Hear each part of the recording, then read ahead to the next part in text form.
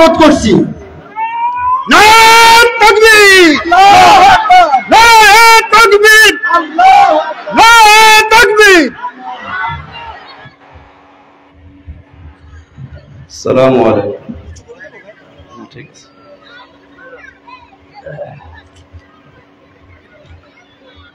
ফাউযু বিল্লাহি মিনাশ শাইতানির রাজীম। বিসমিল্লাহির রহমানির রহিম।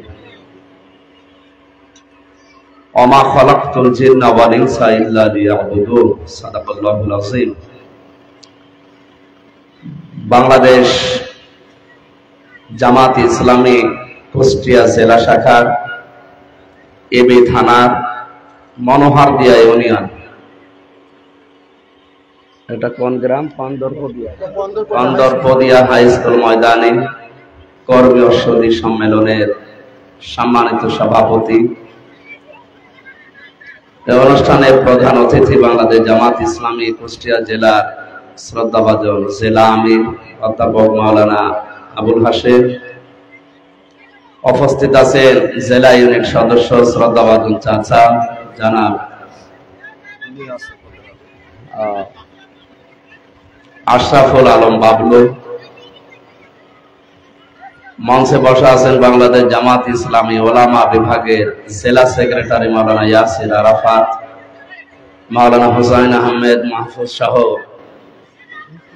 বাংলাদেশ জামাত ইসলামীর বিভিন্ন পর্যায়ের নেতৃবৃন্দ, আমার ডান দিকে পর্দার আড়ালের সম্মানিত মা এবং বোনেরা, প্রশাসনের ভাইরা, সাংবাদিক ভাইরা, প্রাণপ্রিয় কুষ্টিয়া বাসী। আমার শরীর অসুস্থ কালকে থেকে, প্রোগ্রামটা বাদ দিলে ভালো হতো।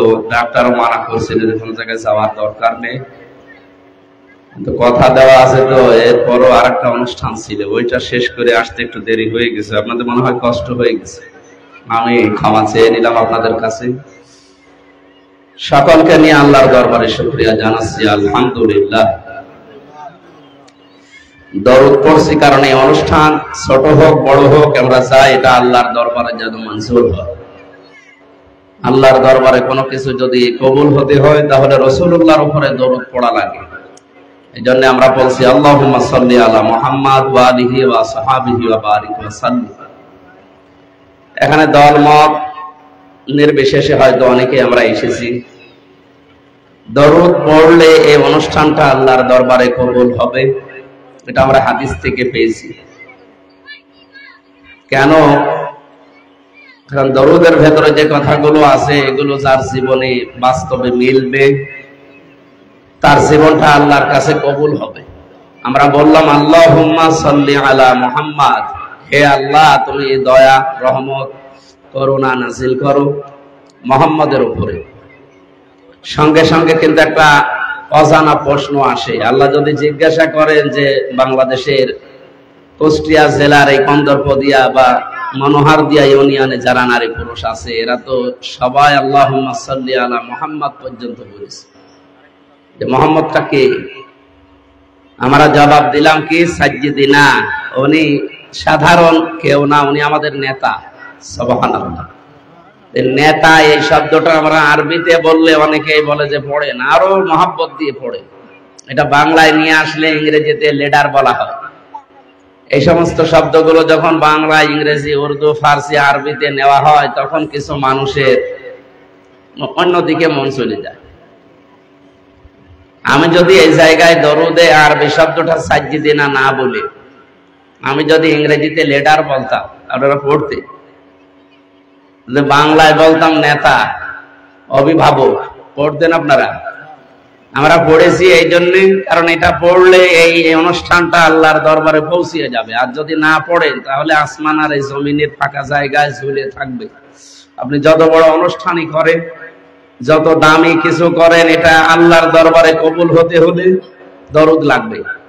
আর সেই দরুদ পড়তে গেলে যে শব্দগুলো বলা হয় এই শব্দগুলো আমাদের প্র্যাকটিক্যাল লাইফে, বাস্তব জীবনে থাকা লাগবে। আমরা যেমন আরবিতে পড়েছি, বিশ্বাস করছি এই অনুষ্ঠান যেন কবুল হয় আল্লাহর দরবারে।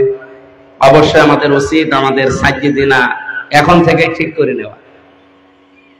রাজনৈতিক দ্বন্দ্ব না খুঁজে সাজ্জিদিনা ঠিক যদি না করে আপনার সারা জীবনের নামাজ সব ব্যর্থ, কারণ আপনি এখনো নেতা ঠিক করতে পারেনি। এখন যদি বলেন এটা তো রাজনীতি হয়ে গেল, তাহলে নামাজ আপনার না পড়াই ভালো। আমি আপনাকে নামাজ ছেড়ে দিতে বলছি না, নামাজের ভেতরে এই দরুদ পড়া লাগে না, আল্লাহুম্মা সাল্লি আলা মুহাম্মাদ, এই দরুদ পড়া লাগে না? সুতরাং ওইটা আপনার কর্মজীবনে, বাস্তব জীবনে যখন সেট থাকবে, আল্লাহ রাব্বুল আলামিন আপনার এই কথাগুলো জীবনে যখন দেখবে যে না বান্দা যা বলে তাই মেনে চলে, তখন যা করবেন ওইটাই আল্লাহর দরবারে কবুল হবে, এটা মঞ্জুর হবে ইনশাআল্লাহ। আমরা যারা এখানে নারী এবং পুরুষেরা এসেছি, আমাদের অভিভাবক, গাইডলাইন দাতা, পথ প্রদর্শক, নেতা এটা যেন মুহাম্মদুর রাসূলুল্লাহ, এবং ওনার দেখানো পথ বাদ দিয়ে পৃথিবীর যত মানুষ পথ দেখিয়েছে, কারো পথ 100% সঠিক না। বহু মানুষের দুনিয়ায় পথ দেখিয়েছে, তাদের পথগুলো সঠিক হয়নি, এই জন্য কাঙ্ক্ষিত মানের শান্তি দুনিয়ায় কেউ দিতে পারেনি।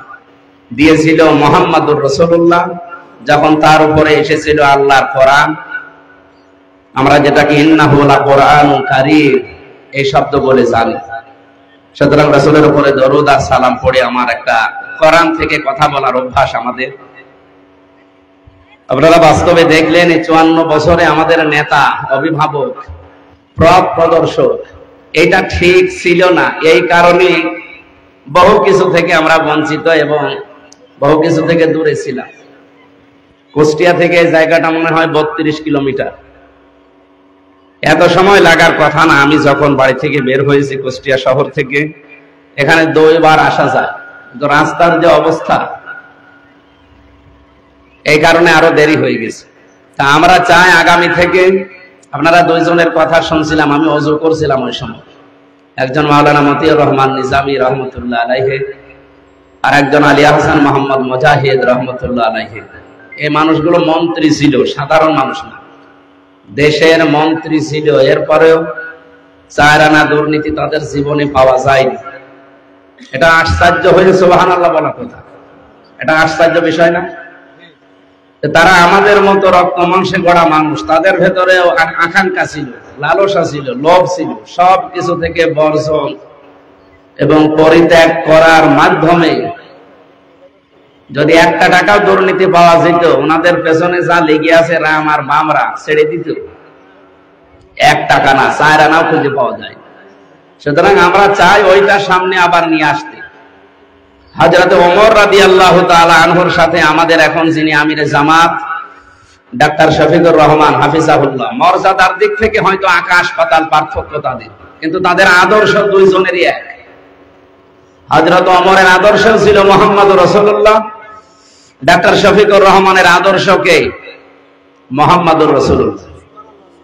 ওনারা এখন যে কাজকর্ম করছে, ওনারা ইবাদত মনে করেই করে। বাংলাদেশ জামাত ইসলামের যতগুলো ধারা আছে জীবনে, তার প্রথম ধারায় মানুষের সেবা করা।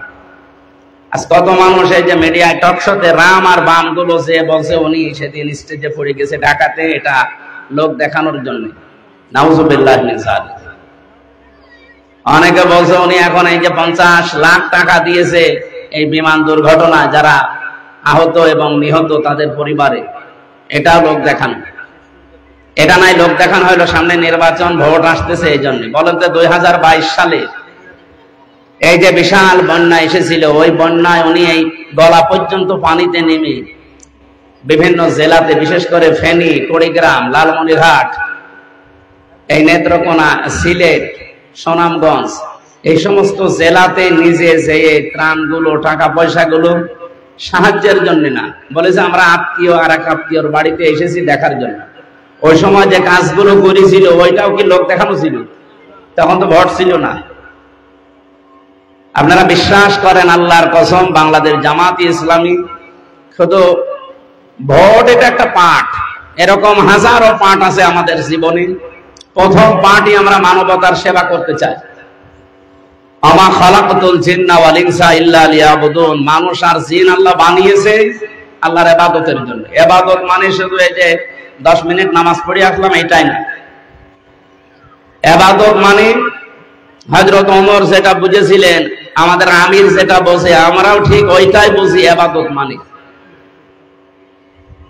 খলিফাতুল মুসলিমিন হযরত ওমরের জীবনী পড়েছিলাম। উনি প্রতিদিন প্রতি রাত, যেই দিন ক্ষমতা পেয়েছিলেন ওই দিন থেকে যেদিন ইন্তেকাল করেন সেই দিন পর্যন্ত 3টা কাজ না করে অন্তত রাতের বেলা ঘুমাতেন না। প্রতিদিন 3টা কাজ আমি পড়ে দেখেছি মানবতার সেবা করতে। কোন জায়গায় কে খেয়ে আছে না খেয়ে আছে, কে কোন অভাবে আছে, কে কোন যন্ত্রণায় আছে, এই খোঁজ খবর নিয়ে সাধ্যমতো রাষ্ট্রের তরফ থেকে নিজের তরফ থেকে পৌঁছিয়ে দিতেন। আমরা এরকম মানবিক একটা পরিবার, সমাজ এবং রাষ্ট্র সামনে ইসলাম দিয়ে উপহার দিতে চাই। আর আমরা জানি এটা পারবে। এই দেশে এখন যতগুলো সংগঠন আছে সবচাইতে এগিয়ে আছে বাংলাদেশ জামাত ইসলাম।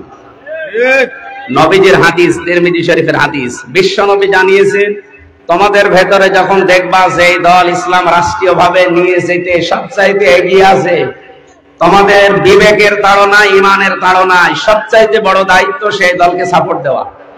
এটা যদি কারো কাছে রাজনীতি মনে হয় তাহলে এই হাদিস কেটে আপনি বাদ দিয়ে দিন। পারবেন? যদি না পারেন এই হাদিস মেনে নেওয়া লাগবে। বাংলাদেশে এখন 73টার উপরে দল আছে, নিবন্ধিত এবং অনিবন্ধিত মিলে। সবচাইতে এগিয়ে রাষ্ট্র চালাতে নির্ভেজাল ভাবে ইউনিয়ন থেকে শুরু করে সংসদ পর্যন্ত, এমনকি আন্তর্জাতিক মহল পর্যন্ত বাংলাদেশ জামাত ইসলামীর বিকল্প যদি কোনো দল এই দেশে থাকে আপনি তাকে ভোট দেবেন। এটা আমরা এখন পাইনি এবং সামনে পাওয়ার মতো পজিশনও নেই। কারণ এই জায়গায় আসতে হলে আপনাকে অনেক কাঠখড়ি পোড়াতে হয়। ছোটবেলা থেকে যেভাবে তৈরি করা লাগে বাংলাদেশে কোনো দলে এভাবে তৈরি করার নিয়ম আমি পাইনি। আপনি নামাজ পড়েন কয় ওয়াক্ত, জামাতে পড়েন না একা একা পড়েন, এটা আবার লিখে রাখা লাগবে। 1 মাস পরে যিনি দায়িত্বে আছে তার কাছে দেখানো লাগবে। যদি রিপোর্ট সমস্যা হয় ওটা আবার উপরে চলে যাবে। আমার মতো একজন আলেম, আমি কামেল পাস করেছি ফেকার উপরে, অনার্স মাস্টার্স করেছি কোরআনের উপরে। দেশ বিদেশে পরিস্থিতি আমার কম নেই, এরপরও জামাত ইসলামের রোকন হওয়ার জন্য 6-7 মাস একাধারে যতগুলো পড়াশোনা বাইরে থেকে করে পরীক্ষা দিয়ে আমার মনে হয় আমার মতো মানুষকেও তারা ফেরত দিত, কয়েকবার দিয়েছে। তা আমি এই পর্যায়ে আসতে যদি এত কাঠখড়ি, আমি তো নিজে টের পাচ্ছি পোড়ানো লাগে। যে মানুষগুলো এসেছে বা এ পর্যায়ে গেছে তারা কি পানির উপরে ভেসে এসেছে? কোন দলে আমি এটা পাই না। এই জন্য তারা দুর্নীতি মুক্ত হতে পারে না। এরা পারে কেন? এই কারণে পারে, এদেরকে ওইভাবে ট্রেনিং দেওয়া হয়। 15টা পয়েন্ট লেখা লাগে প্রতিদিন। আমার মনে হয় বাংলাদেশে কোনো কিছু যদি না করি, আপনি শুধু এই 15টা পয়েন্ট 6 মাস পূরণ করেন, আপনি এমনি ভালো মানুষ হয়ে যাবেন। কিন্তু মন থেকে করা লাগবে, লোক দেখানোর জন্য না। যেহেতু ইবাদত হিসাবে করার জন্য আল্লাহ আমাদেরকে পাঠিয়েছেন, আমরা ব্যক্তিগত জীবন থেকে আন্তর্জাতিক জীবন পর্যন্ত প্রত্যেকটা দিক এবং বিভাগে ইবাদত কি, কেমন করে করা লাগে সামনে ইসলাম দিয়ে দেখাতে চাই।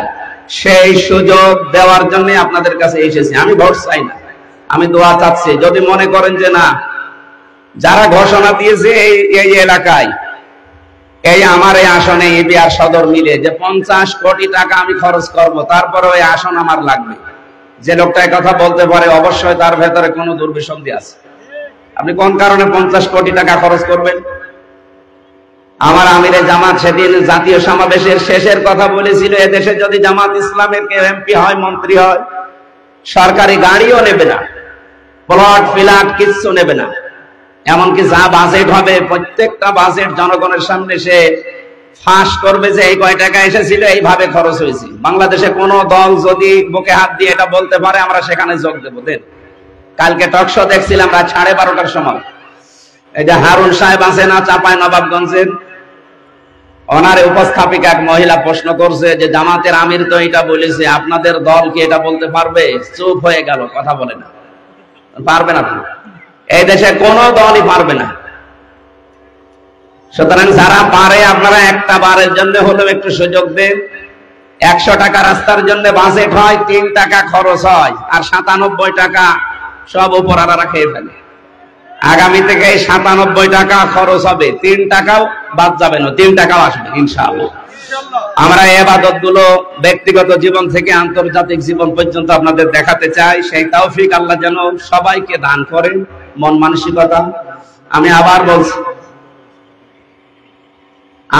বলছি রাস্তাঘাটের যে অবস্থা, আমার ইবি থানা আমার নিজের থানা, এটা সদর থানার ভেতরেও বিভিন্ন জায়গায় দেখেছি, আছে কিছুটা আছে, কিন্তু এই থানা একেবারে অবহেলিত। রাস্তাঘাট অন্তত দুই দিকে 1.5 হাত 3 হাত বৃদ্ধি করাই লাগবে।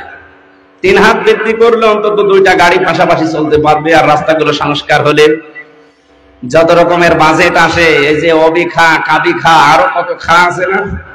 আমার সাথে আজকে এক খা এসেছে মনে হয়, মর্তুজা খা। এই খা না, যত খা আসবে সবগুলো আমরা আমাদের আমিরে জামাতের যে নির্দেশনা আছে ওনার কথা মতো আমরা ইনশাআল্লাহ কাজ করব। আপনাদের কাছে দোয়া চাই। আমাদের আমির কুষ্টিয়ার জেলা আমির আছে, ওনাদের কথা আমরা এখন সামনে শুনবো।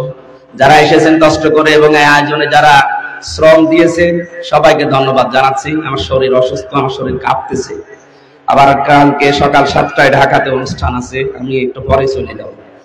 আবার যদি শরীর সুস্থ হয় আবার আসবো আপনাদের সামনে ইনশাআল্লাহ। আসসালামু আলাইকুম।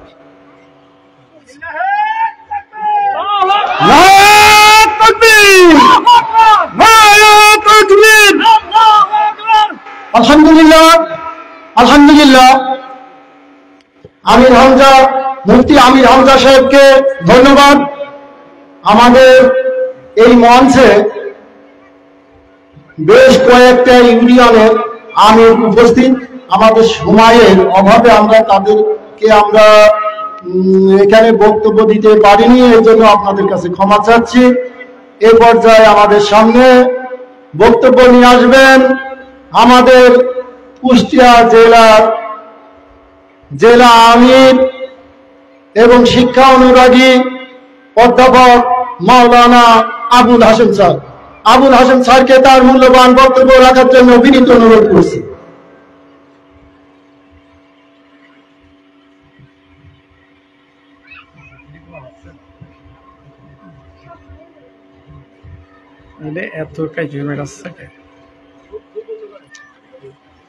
أعوذ بالله من الشيطان الرجيم بسم الله الرحمن الرحيم الحمد لله رب العالمين والصلاة والسلام على أشرف الأنبياء والمرسلين وعلى آله وأصحابه أجمعين শহীদ কাফেলা গণমানুষের সংগঠন বাংলাদেশ জামাত ইসলামী মনোহরদিয়া ইউনিয়ন শাখা কর্তৃক আয়োজিত আজকের এই কর্মী ও সুধী সমাবেশের সম্মানিত সভাপতি, আজকের এই অনুষ্ঠানের সম্মানিত প্রধান বক্তা, প্রধান আলোচক, বিশিষ্ট আলেমে দ্বীন, দেশ এবং আন্তর্জাতিক পর্যায়ে যিনি ইতিমধ্যেই ব্যাপক পরিচিতি অর্জন করেছেন, আমাদের কুষ্টিয়ার গর্ব মুফতি আমির হামজা মঞ্চে উপস্থিত আছেন, উপজেলা নেতৃবৃন্দ এবং আশেপাশের বিভিন্ন জায়গা থেকে আগত সম্মানিত জামাত নেতৃবৃন্দ, সামনে বসা ইসলামী আন্দোলনের প্রাণপ্রিয় সাথী ভাইয়েরা, পর্দার ওপাশে বসা আছেন আমার অত্যন্ত শ্রদ্ধেয় সম্মানীয় ইসলামী আন্দোলনের বোনেরা, সাংবাদিক বন্ধুগণ, প্রশাসনের ভাইরা, আসসালামু আলাইকুম ওয়া রাহমাতুল্লাহি ওয়া বারাকাতুহু। মহান আল্লাহর দরবারে শুকরিয়া আদায় করছি, যার একান্ত অনুগ্রহে মেঘমুক্ত সুন্দর আকাশের নিচে আল্লাহর এই জমিনের উপরে আজকের আয়োজনের সুযোগ আমরা পেয়েছি। আমরা সবাই মিলে সে আল্লাহর শুকরিয়া আদায় করি, বলি আলহামদুলিল্লাহ। আমরা আমাদের হৃদয় থেকে সালাত ও সালাম পেশ করছি মানব ইতিহাসের শ্রেষ্ঠ মানুষ, বিশ্ব নন্দিত নেতা, বিশ্ব নবী, মানবতার শিক্ষক জনাবে মুহাম্মদুর রাসূলুল্লাহ সাল্লাল্লাহু আলাইহি ওয়াসাল্লামের প্রতি। আজকের এই সমাবেশ থেকে গত বছরের জুলাই মাসের আন্দোলনকারী জুলাই যোদ্ধাদের, যারা জীবন দিয়ে আমাদের এই নতুন স্বাধীনতা এনে দিয়েছেন, আমরা সে সকল শহীদদেরকে শ্রদ্ধার সাথে স্মরণ করছি। আল্লাহর কাছে তাদের যথাযথ সম্মান এবং মর্যাদা প্রত্যাশা করছি। গত বছরের আন্দোলনে যারা আহত হয়েছিলেন, এখনো চিকিৎসারত আছেন, এমন সকল আহত যোদ্ধাদের প্রতি গভীর সমবেদনা জ্ঞাপন করছি, দ্রুত তাদের সুস্থতা কামনা করছি। সম্মানিত বন্ধুগণ, কথা বলতে দেই যে কথাটি না বললেই নয়। সারা বাংলাদেশ গত পরশু দিনের মাইলস্টোন কলেজে যে বিমান দুর্ঘটনা, সারা বাংলাদেশের মানুষ আমরা স্তব্ধ হয়ে গিয়েছিলাম। আমাদের কলিজার টুকরা সন্তানেরা জীবন দিল একটি দুর্ঘটনা। দুর্ঘটনাই, তবে দুর্ঘটনার কারণ কি, সেই কারণের দিকে যদি আমরা লক্ষ্য করি, তার অন্যতম একটি ছিল অনেক পুরাতন একটি বিমান দিয়ে বৈমানিকদের প্রশিক্ষণের কাজ। অনেক পুরাতন একটি বিমান যে কোনো সময় বিকল হতে পারে, এটি স্বাভাবিক। ঘটনাটি অনেকগুলো কারণের মধ্যে এটি একটি। আর এই কারণে যদি বিমানের দুর্ঘটনা ঘটে, তাহলে অবশ্যই এটি অনেক কষ্টের, দুঃখের। গোটা জাতি আজকে আমরা স্তব্ধ। আমাদের কলিজার টুকরা যে সন্তানেরা, কয়েকজন অভিভাবক, ওই প্রতিষ্ঠানের শিক্ষক, এমনকি কিছু কর্মচারীও এই দুর্ঘটনায় জীবন গেছে। আল্লাহর কাছে ফরিয়াদ করছি রব্বুল আলামিন যেন তাদেরকে শহীদ হিসাবে কবুল করেন। গতকাল দৌলতপুর, আমাদের কুষ্টিয়া জেলার উপজেলা, একই পরিবারের 5 জন সহ মোট 7 জন একটি মাইক্রোবাস অ্যাক্সিডেন্টে তারা মারা গেছেন। আমরা সেখানে ছুটে গিয়েছিলাম তাদের খোঁজ খবর নিতে। হৃদয় বিদারক দৃশ্য, একটি পরিবারের 5 জন মানুষ, 5 জনই চলে গেলেন। আল্লাহ রাব্বুল আলামিন তাদেরকেও ক্ষমা করে জান্নাতবাসী করুন এবং শাহাদাতের মর্যাদা দান করুন। সম্মানিত ভাইরা, অনেক কথা হয়েছে এই মঞ্চে। বিকেল 3টা থেকে শুরু হয়েছে সভা। সবকিছুর পরে কি বা বলার আছে, তারপরও 2-1টি কথা আপনাদের সামনে বলতে চাই, যদি আল্লাহ তাআলা তৌফিক দান করেন। প্রথম কথা, বাংলাদেশ জামাত ইসলামী বর্তমান সময়ে বাংলাদেশের মানুষের প্রিয় সংগঠন, আস্থার সংগঠন, ঠিক না বেঠিক? গত 19 তারিখের জাতীয় সমাবেশ এটি প্রমাণ করেছে বাংলাদেশের মানুষ বাংলাদেশ জামাত ইসলামী মন এবং প্রাণ দিয়ে ভালোবাসে, ঠিক কিনা বলুন? দেশ এবং বিদেশের হাজারো সাংবাদিকদের পর্যালোচনায়, রাজনৈতিক বিশ্লেষণে উঠে এসেছে বাংলাদেশ জামাত ইসলামের এই সমাবেশ প্রমাণ করে আগামী দিনের দেশের নেতৃত্ব এদেশের মানুষ জামাত ইসলামের হাতে দিতে চায়। আলহামদুলিল্লাহ।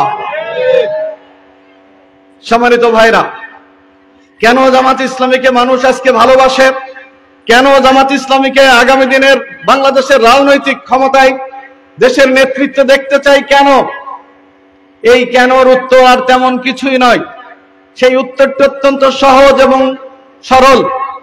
বিগত 15টি বছর এদেশের মানুষ নির্যাতিত, নিপীড়িত, বঞ্চিত আর যেভাবে অধিকার হারা হয়েছে, গত বছরের 36শে জুলাই আমাদের দামাল ছেলেরা বুকের তাজা রক্ত ঢেলে দিয়ে এ দেশটি স্বাধীন করেছিল, সকল অন্যায়কে দূর করার জন্য, ইনসাফ কায়েম করার জন্য। অথচ সেই 36শে জুলাইয়ের পরে কিছু মানুষ ঠিক বিগত 15 বছরের মতোই এদেশের মানুষের প্রতি অত্যাচার, জুলুম, নির্যাতন, চাঁদাবাজি, দুর্নীতিবাজ ইত্যাদি কাজকর্মে তারা শুরু করে দিল।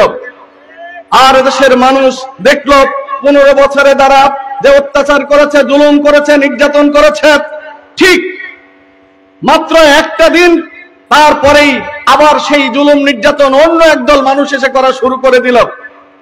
যখন একদল মানুষ নির্যাতন করে বিদায় নিল, আরেক দল মানুষ এসে যখন এই কাজটি করা শুরু করলো, তখন এদেশের সাধারণ মানুষ, খেটে খাওয়া মানুষ, কুলি, শ্রমিক, মজুর সবাই ভাবতে লাগলো এই অত্যাচার থেকে, জুলুম থেকে, নির্যাতন থেকে, বেইনসাফি থেকে আমাদের বাঁচার পথ কোনটি?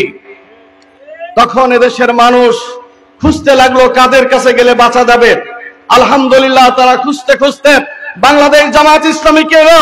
কারণ বাংলাদেশ জামাত ইসলামী বিগত 15 বছরে নির্যাতিত ছিল, আর এই বিপ্লব বিপ্লবের পরে জামাতের কোন নেতা কর্মী এই ধরনের অত্যাচার, জুলুম, নির্যাতন, টেন্ডারবাজি, চাঁদাবাজির সঙ্গে জড়িত হয়নি।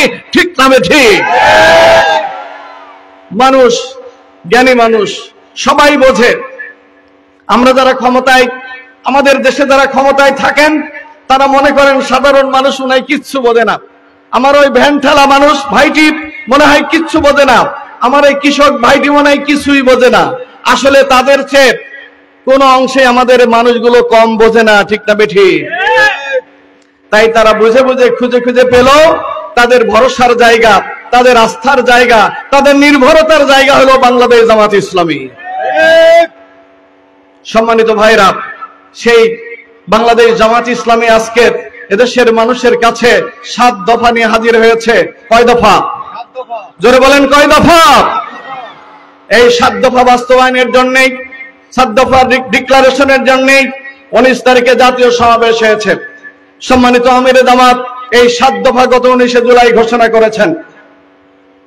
আমরা যারা এই দেশে আল্লাহর দিন বিজয়ী করতে চাই, সাধারণ মানুষ যারা শান্তি, স্বস্তি, নিরাপত্তার কল্যাণ চাই, যারা আগামী দিনে দেশে জামাত ইসলামীকে ক্ষমতায় দেখতে চাই, তাদের এই 7 দফা সম্পর্কে ন্যূনতম হলেও ধারণা রাখা উচিত।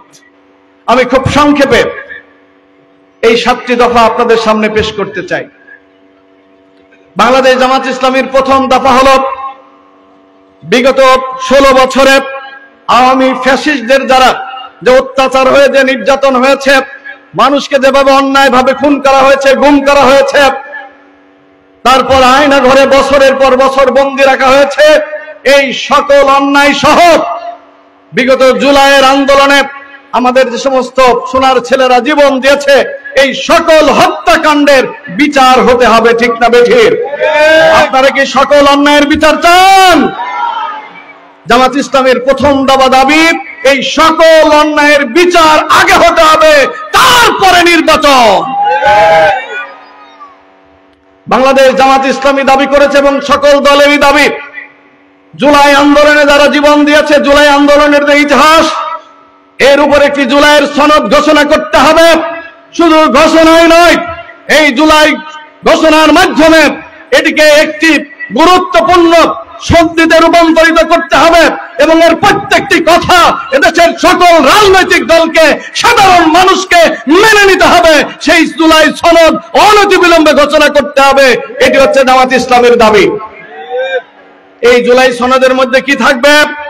এই জুলাইয়ের সনদের মধ্যে থাকবে, বাংলাদেশে ভবিষ্যতে আর কোন ফ্যাসিস্ট তৈরি হতে দেওয়া যাবে। এই জুলাই সনদের মধ্যে থাকবে, যিনি দলের প্রধান তিনি আবার প্রধানমন্ত্রী, যিনি দলের প্রধান থাকেন তিনি যদি প্রধানমন্ত্রী হন, ফ্যাসিস্ট আর স্বৈরাচারী হওয়ার জন্য এটাই যথেষ্ট। ঠিক না বেঠিক? আর তার যে ক্ষমতা কত তিনি নিজেও বুঝতে পারেন না, দলের ভিতরেও ক্ষমতা, দলের বাইরেও। এই জন্য একই ব্যক্তি প্রধানমন্ত্রী আর দলের প্রধান হতে পারবেন না, এই ঘোষণা জুলাই সনদে থাকা লাগবে। ঠিক কিনা? একজন 2 বারের বেশি প্রধানমন্ত্রী হতে পারবে না, এই ঘোষণা থাকা লাগবে এবং সব দলকে এটা মানতে হবে। জোরে বলেন, এরকম হওয়া ভালো না খারাপ? এই জুলাই সনদ ঘোষণা করতে হবে। 3 নম্বর দাবি হলো, এই জুলাই আন্দোলনে গত বছর যারা জীবন দিয়েছে, আত্মাহুতি দিয়েছে, পঙ্গুত্ব বরণ করেছে, এই পরিবারগুলোকে এবং এই শহীদদের যথাযথ মর্যাদা এবং তাদের পুনর্বাসন করতে হবে। দাবিটা কি যৌক্তিক না অযৌক্তিক? জোরে বলেন, ন্যায্য না অন্যায্য? যারা জীবন দেওয়ার কারণে আজকে আমরা কথা বলতে পারছি, যারা জীবন দেওয়ার কারণে 16টি বছর যারা ঘুমোতে পারেনি নিজের ঘরে, তারা আজকে বুক ফুলে বোতাম খুলে ঘোরাঘুরি করছে, সেই যুবকদের যথাযথ সম্মান দেওয়ার প্রয়োজন আছে না নেই? সম্মানিত ভাইরা, জামাত ইসলামের এটি একটি দফা, তাদের যথাযথ মর্যাদা এবং পুনর্বাসন করতে হবে। সংগ্রামী সাথী ও বন্ধুগণ, জামাত ইসলামের আরেকটি দফা, বাংলাদেশ যে নির্বাচনী ব্যবস্থা আছে, এই নির্বাচনী ব্যবস্থার একটা পরিবর্তন আনতে হবে। কি পরিবর্তন? বর্তমান আমাদের দেশে যে নির্বাচনের পদ্ধতি, এই পদ্ধতিতে আমরা যতটুকু জানি আপনারাও জানেন, ধরেন এই যে একটা আসন, কুষ্টিয়া সদর আসন, এই আসনে যিনি এমপি হবেন, ধরেন তিনি ভোট পেলেন 2,51,000, আর যিনি তার প্রতিদ্বন্দ্বী তিনি পেলেন 2,50,990 ভোট। তাহলে কত ভোট কম পাইলেন? 10 ভোট। কয় ভোট? 10 ভোট কম পাওয়ার কারণে একজন এমপি হলেন, আর আরেকজনের বাকি ভোট সবই নষ্ট। না কি বলেন, ঠিক না ঠিক? আমরা বলি না ভোটটাই নষ্ট হয়ে গেল গো, বলি না আমার ভোটটাই নষ্ট হলো। কিসের জন্য নষ্ট হলো? 10টা ভোট প্রতিদ্বন্দ্বী প্রার্থী কম পেয়েছে। তিনি 10 ভোট বেশি, 10 ভোট কেন, 1 ভোটও যদি বেশি পায় তিনি তো এমপি হবেন, ঠিক কিনা? একটা ভোটের কারণে এই 2.5 লক্ষ ভোট নষ্ট হয়ে যায় বাংলাদেশের এই নির্বাচন পদ্ধতিতে। বাংলাদেশ জামাত ইসলামী এবার নতুন পদ্ধতির কথা বলেছে, যেখানে ভোটারের ভোট মোটেও নষ্ট হবে, প্রত্যেকের ভোটের দাম দিতে হবে, প্রত্যেকের ভোটের মূল্যায়ন করতে হবে। সেই পদ্ধতির নাম পিআর পদ্ধতি। কি পদ্ধতি? পিআর পদ্ধতি, প্রপোর্শনাল রিপ্রেজেন্টেশন, অর্থাৎ আনুপাতিক হারে সংখ্যানুপাতের ভিত্তিতে প্রতিনিধিত্ব। সেটা কেমন? সেটা হলো, ধরেন কোন একটা দল সারা দেশের 10% ভোট পেয়েছেন, 100 ভাগের 10 ভাগ, তাহলে তিনি কমপক্ষে 30টা এমপি পাবেন। কয়টা? 10% মানে 100 ভাগের 10, তাহলে 300 আসনের 10 ভাগ করলে প্রায় 30 বা তার চেয়ে একটু বেশি, 30 থেকে 33টা তারা এমপি পাবেন। যদি কেউ সারা বাংলাদেশে 5% ভোট পায়, তাহলেও তারা কমপক্ষে 15টা এমপি পাবেন। যদি কেউ 1% ভোট পায় সারা বাংলাদেশে, তারাও কমপক্ষে 1-2টা এমপি সংসদে পাবেন। তার মানে ওই প্রতীকে, ওই দলকে যারাই ভোট দেবে তাদের সকলের ভোট এক জায়গায় করে, সারা বাংলাদেশের ভোট এক জায়গায় করে তারা যত পার্সেন্ট ভোট পাবেন সেই পার্সেন্টেজ, সেই অনুপাতের হারে সংসদে তারা প্রতিনিধিত্ব করবেন বা এমপি হবেন। তার মানে একটা ছোট্ট দলেরও সংসদে একজন এমপি থাকা সম্ভব। আবার একটা বড় দলের সব পেয়ে 200-এর উপরে এমপি পেয়ে ফ্যাসিস্ট হওয়ার সুযোগও বন্ধ হয়ে যাবে, ঠিক না বেঠি? এই পদ্ধতি জামাত ইসলামীর আবিষ্কার। সারা পৃথিবীতে অন্তত 70 থেকে 80টি দেশে এই পদ্ধতিতে নির্বাচন হয়। বাংলাদেশও আগামী দিনে এই পদ্ধতিতে নির্বাচন হওয়া লাগবে। এটি জামাত ইসলামের দাবি, এদেশের জনগণের দাবি, ঠিক না বেঠি? আলহামদুলিল্লাহ, এই পদ্ধতির সাথে প্রায় বাংলাদেশের সকল রাজনৈতিক দল, একটা দলের এক জায়গায় একটু দ্বিমত থাকলেও সকল দল এ ব্যাপারে আজকে একমত হয়েছে, বাংলাদেশের ভোটারদের ভোট আর নষ্ট হতে দেওয়া। বাংলাদেশ জামাত ইসলামের আরেকটি দফা হলো, নির্বাচন মানে রাতের ভোট নাকি দিনের ভোট রাতে হওয়া, ঘোষণার আগে এমপি হওয়া, বিনা প্রতিদ্বন্দ্বিতায় এমপি হওয়া, ভয়, হুমকি, ধামকি, ব্যালট বাক্স ছিনতাই ইত্যাদির মাধ্যমে ভোট। এই ভোট যাতে, এই রকম ভোট যাতে আর জীবনেও হতে না পারে, এই জন্য নির্বাচনের আগে লেভেল প্লেইং ফিল্ড, সবার জন্য সমান মাঠ, সবাই যাতে খেলতে পারে, কারোর কোনো সমস্যা থাকবে না, কেউ কাউকে হুমকি দেবে না, কেউ কাউকে ধামকি দেবে না, দিনের ভোট রাইতে হবে না। এই জন্য লেভেল প্লেইং ফিল্ড তৈরি করতে হবে নির্বাচনের আগে। এটি আমরা চাই না? এটি বাংলাদেশ জামাত ইসলামের একটি দাবি। সম্মানিত ভাইরা, এইভাবে বাংলাদেশ জামাত ইসলামী 7টি মৌলিক দাবি পেশ করেছে। এই দাবিগুলো বাস্তবায়নের মাধ্যমে আমাদের শহীদদের প্রতি যে অত্যাচার করা হয়েছে, বিগত 16 বছরে যে নির্যাতন করা হয়েছে, তার বিচার আগে অনুষ্ঠান সমাপ্ত করে তারপরে দেশ নির্বাচনের দিকে যাবে। তার আগে বাংলাদেশে কোনো নির্বাচন হবে না। এর অর্থ আমরা নির্বাচন চাই না নাকি? না, এর অর্থ আমরা নির্বাচন চাই, তবে নির্বাচনের আগে সংস্কার, আগে বিচার, তারপরে হবে বাংলাদেশে নির্বাচন। সংগ্রামী সাথী ও বন্ধুগণ, বাংলাদেশ জামাত ইসলামীর এই দফার সাথে ইতিমধ্যে বাংলাদেশের সকল সাধারণ মানুষ, এদেশের বুদ্ধিজীবী মহল, এদেশের সাংবাদিক মহল, তারা সবাই মোটামুটি ঐক্যমত একমত পোষণ করেই জামাত ইসলামীর সাথে তারা একত্রতা ঘোষণা করেছে যে আমরাও এই সকল দাবিগুলো মানতে চাই এবং এর মাধ্যমে আগামী দিনে দেশ পরিচালিত হবে ইনশাআল্লাহ। সংগ্রামী ভাইরা আমার, তাই আপনাদের সামনে আজকে শেষ বেলায় যে কথাটি বলতে চাই, আসুন আজকের আপনার প্রিয় এই বাংলাদেশ দীর্ঘ 53 বছরে লাঞ্ছন অপমান আর গঞ্জনায় শুধু আমরা সহ্য করেছি। নানা সময় নানা দল ক্ষমতায় এসেছে, শুধুমাত্র তাদের নিজেদের ভাগ্যের পরিবর্তন করেছে। এ জাতির, দেশ এবং জনগণের কোনো পরিবর্তন তারা করেনি, ঠিক না বেঠে? জাতির ভাগ্যের পরিবর্তনের জন্য, দেশের উন্নয়নের জন্য, মানবতার কল্যাণের জন্য, সর্বত্র ইনসাফ প্রতিষ্ঠার জন্য বাংলাদেশের ইনসাফ প্রতিষ্ঠাকারী একমাত্র দল বাংলাদেশ জামাত ইসলামীকেই আগামী দিনে দেশের মানুষ ক্ষমতায় দেখতে চায়, ক্ষমতায় শেয়ার হিসাবে দেখতে চায়, ঠিক না বেঠে? তাই আসুন, জামাত ইসলামীকে যদি আমরা বাংলাদেশের নেতৃত্বে দেখতে চাই, শুধু এটি মনের মধ্যে একটি চাওয়া হলেই হবে না। এই চাওয়াকে বাস্তবে রূপদান করতে হলে আপনাকে আমাকে সহ দেশের সকল দেশপ্রেমিক মানুষ, দেশপ্রেমিক জনতাকে, যারা ইনসাফ চাই, কল্যাণ চাই, ন্যায় বিচার চাই, অন্যায়ের বিরোধী যারা, বিশেষ করে ভারতের আধিপত্যবাদের বিরুদ্ধে যারা, তাদেরকে আজকে জামাত ইসলামীতে শামিল হয়ে সকল অন্যায়ের বিরুদ্ধে প্রতিবাদ করতে হবে। জামাত ইসলামীকেই এবং এদেশের ইসলামী সমমনা দলগুলোকেই আগামী দিনে বাংলাদেশের রাজনীতি, বাংলাদেশের ক্ষমতায় পাঠাতে হবে ইনশাআল্লাহ। আপনারা রাজি আছেন তো? প্রিয় ভাইরা আমার, আপনারা যারা সামনে আছেন, আমার ডান পাশে আমাদের সম্মানিত বোনেরা আছেন, আমরা আপনাদের সামনে আজকে আমাদের গৌরব, সারা বাংলাদেশের গৌরব, সারা বাংলাদেশের বললে ভুল হবে, পৃথিবীর বিভিন্ন দেশেই ইতিমধ্যে যিনি মেহমান হিসেবে যাচ্ছেন, অর্থাৎ আন্তর্জাতিকভাবে পরিচিত আমাদের সম্মানিত ভাই মুফতি আমির হামজা এই সদর আসনের এমপি প্রার্থী। আপনারা এতে খুশি না বেজার? আপনারা খুশি কারা কারা একটু হাত তোলেন দেখি। আলহামদুলিল্লাহ।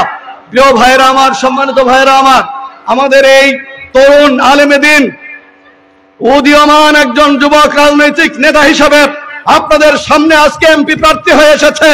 তিনি নিজে এটি প্রত্যাশা করেননি, বাংলাদেশ জামাত ইসলামী তাকে এই গুরু দায়িত্ব তার উপর অর্পণ করেছে। তিনি যদি নির্বাচিত হন, আমাদের সম্মানিত আমিরে জামাত বলেছেন, পরিষ্কার বক্তব্য, অসুস্থ হওয়ার পরও মাইক ছেড়ে দেননি।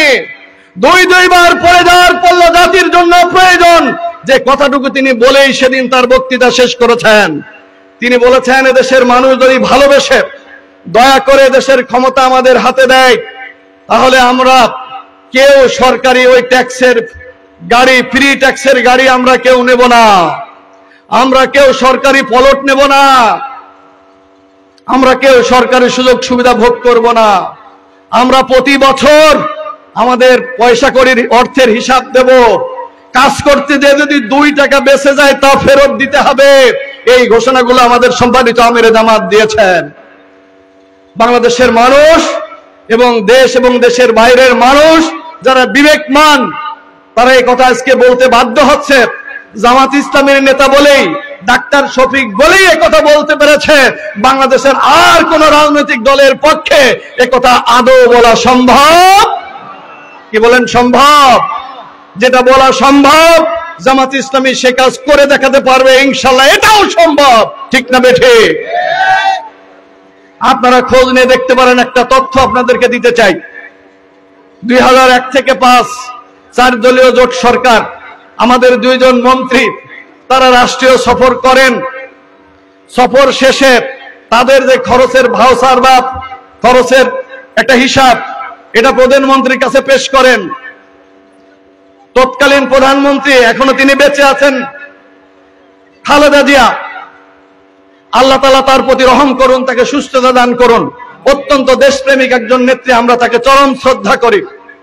তার কাছে পেশ করা হতো, তিনি হাসতেন আর বলতেন, নিজামী সাহেব, আমার মন্ত্রীরা সফর করলে আপনাদের চাইতে 10 গুণ খরচ হয়, আর আপনাদের এত কম খরচ হয় কি করে? তিনি আশ্চর্য হয়ে কথাগুলো বলতেন। আমি আবুল হাসেম তার একটা সাক্ষী। মাওলানা মতিউর রহমান নিজামী কুষ্টিয়ায় সফরে আসলেন। সফরে আসার পরে বিশিষ্ট ব্যক্তিদের নিয়ে তিনি একটা আলোচনা সভার আয়োজন করার জন্য বললেন। জেলা প্রশাসন এই আলোচনা সভার ব্যবস্থা করলো।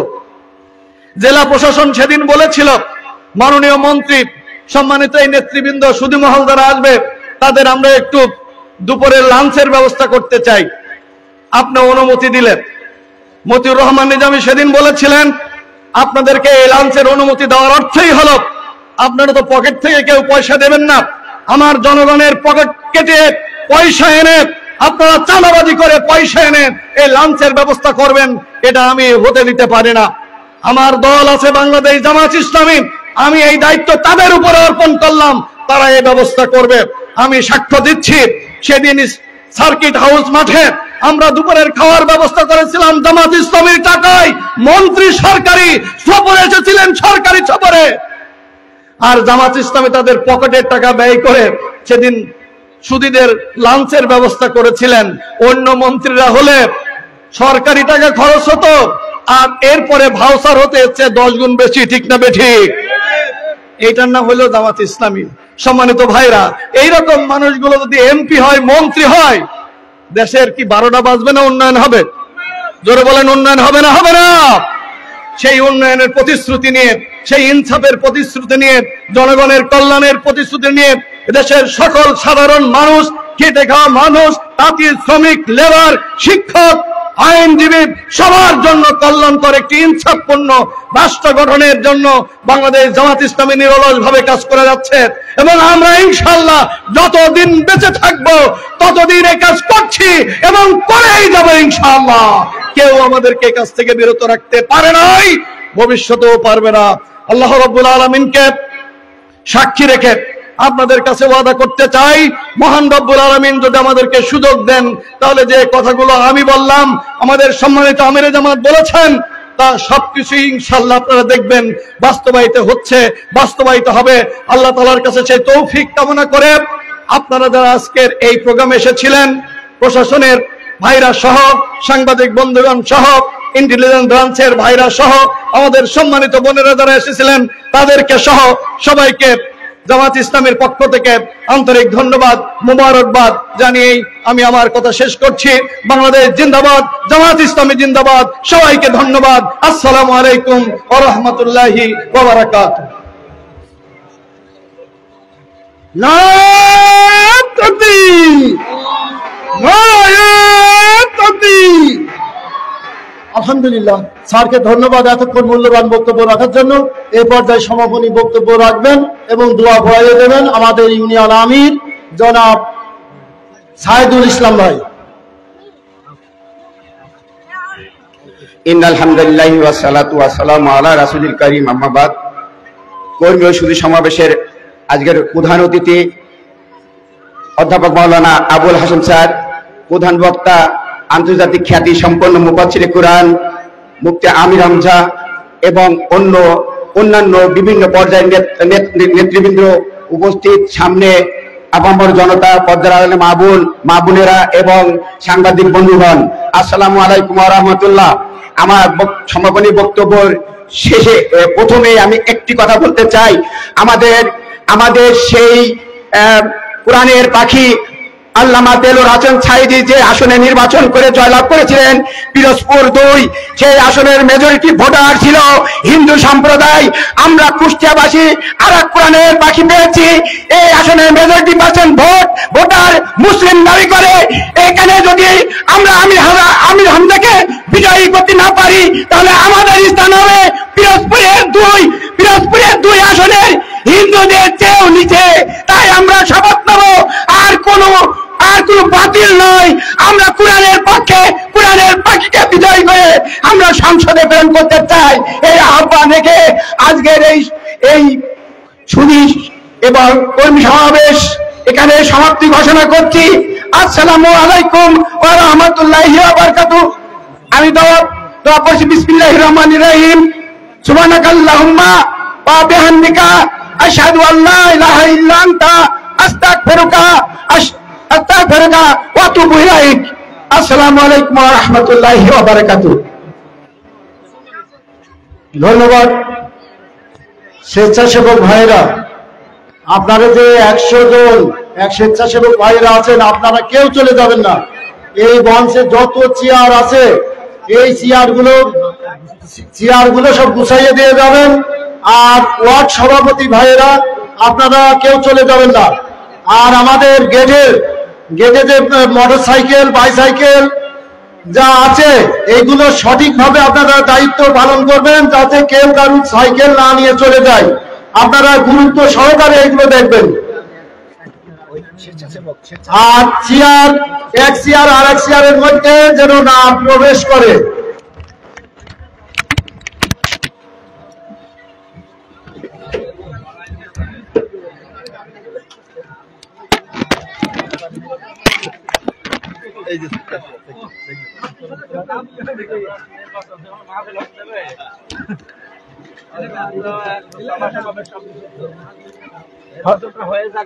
ফজরের সময় করে দৌড় মারবে।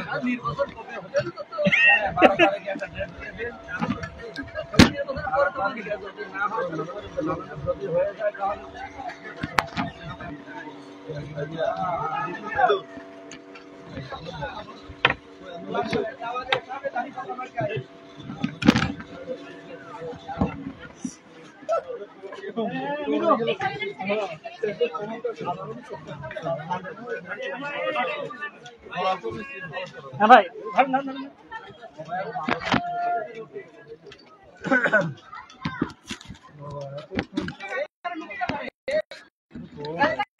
ক্যামেরা ধরেন, ক্যামেরা ধরেন।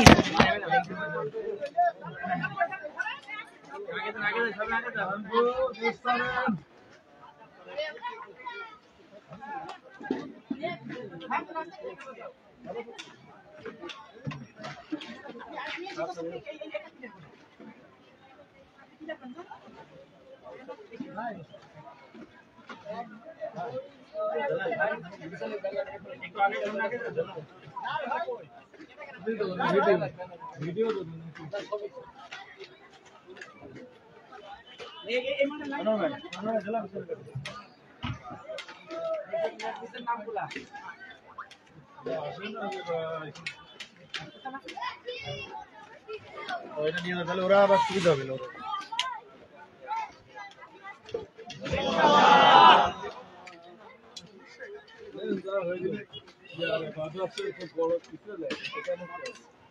এখানে উঠতে পারেন কিনা দেখেন, চেয়ার উপর কি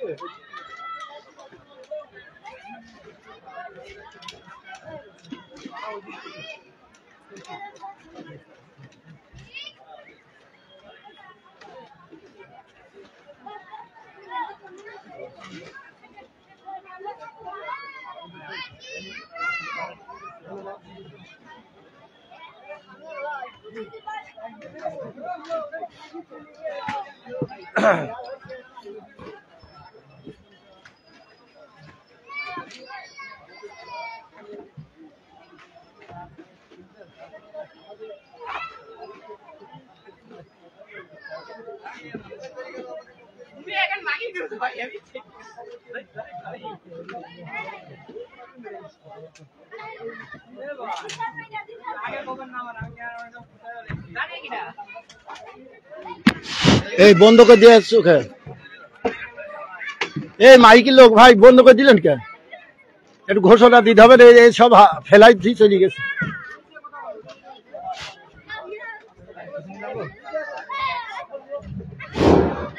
সম্মানিত এলাকাবাসী, আপনাদের সবাইকে ধন্যবাদ। আমাদের কোনো এক ভাই কিছু ওষুধ ফেলে রেখে গেছেন, যার ওষুধ সেটা আপনারা এখান থেকে নিয়ে যাবেন। সম্মানিত মা ও বোনেরা, আপনারা শৃঙ্খলার সাথে সাবধানতার সাথে যাবেন। আপনারা একটু মাটি কাঁচা আছে এবং কাদা মাটি, আপনারা একটু ধৈর্য সহকারে সতর্কতার সাথে যাবেন।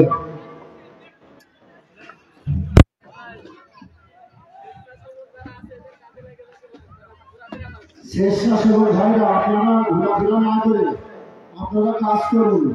যত দ্রুত আপনারা নামাজের আগে আপনারা গুছাইয়ে দিতে পারেন। যার যা চেয়ার সেই চেয়ারগুলো যদি গুছাইয়ে দিতে পারেন, তাহলে আমরা খুব দ্রুত এখান থেকে বিদায় নিতে পারি। আর গ্রামের চেয়ারগুলো গ্রামের চেয়ারগুলো সখী